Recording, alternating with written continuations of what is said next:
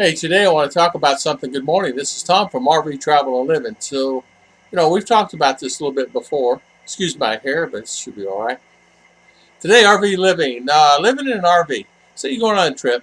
Some people are asking me now, hey, Tom, I decided I'm going to park my RV for a while and I'm going to attempt to just travel across the country in my RV. I mean, in my car instead of taking my RV. So, there's pros and cons either way. The pros would be easier to travel around, easier to park, sometimes easier to find food because the parking lots are full and you can't get at your big RV in there. But it's Class A, B, or C. Even though Class B sometimes has a hard time finding parking because sometimes they're just pretty good size step side vans.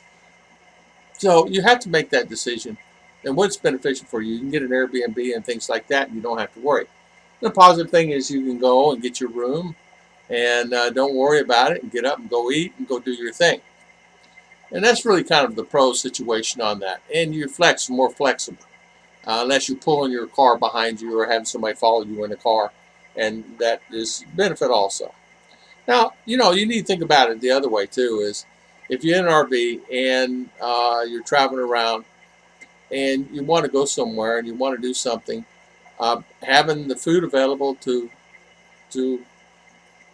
eat lunch and eat dinner, have breakfast. But sometimes you get tired of the same old humdrum thing, meaning you're driving, you're parking, you're eating, you're driving, parking, eating. Sometimes you just like to go to the restaurant and somebody take care of you for a while. And another negative thing about having an RV is maintenance on there. As you know, it can get quite costly. $2,000-3,000 for maintenance on an RV, for brakes, tires, things like that. But if say you're lucky enough, you can go on a trip, you don't have to worry about it. Really, the only food cost you're going to have is either or, depending on the roads, tolls, wear and tear on your vehicle, and the food, and any other activities you want to do, compared to the hotel room. Now, if you go Class A, B, or C, a lot of guys are going Class C now because of the fuel, and because they're getting better gas mileage on the Class C than they were in the Class A.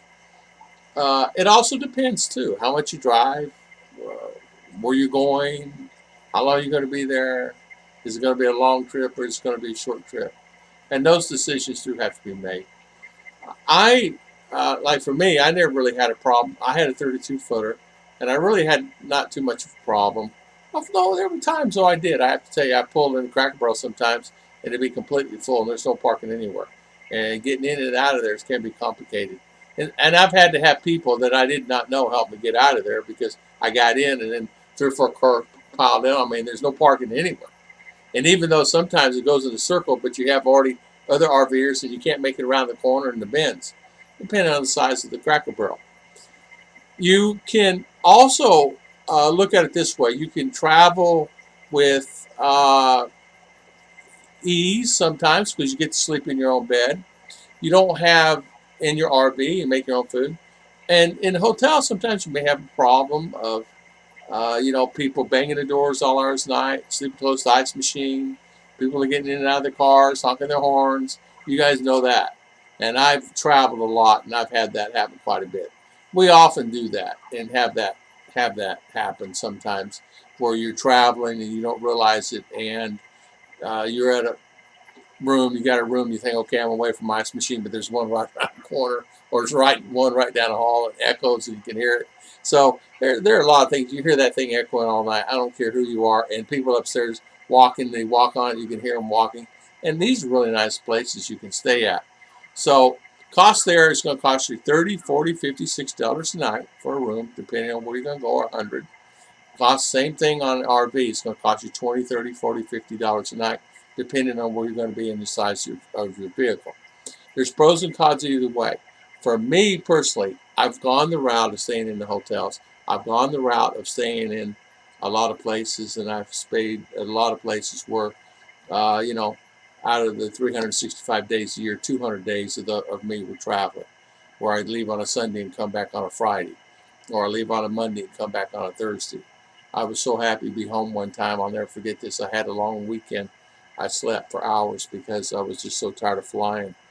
It wears on you. It makes you old fast. RV gives me an advantage that I can just like If I don't like the situation, man, I can pull off the road and relax. And I've done that. Where, you know what? I have everything with me.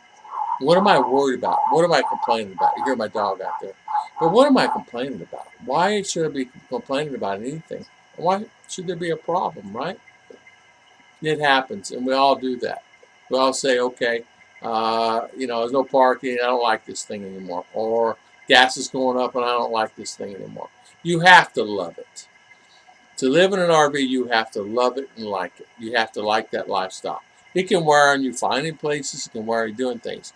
But for me personally, if you're driving down a road and it's traffic ahead, it's stopped and blocked, you stop and block, or you pull off the road. There's many times where you see RVers pull off the road, off the median, off the road completely, and wait until the traffic till the next morning.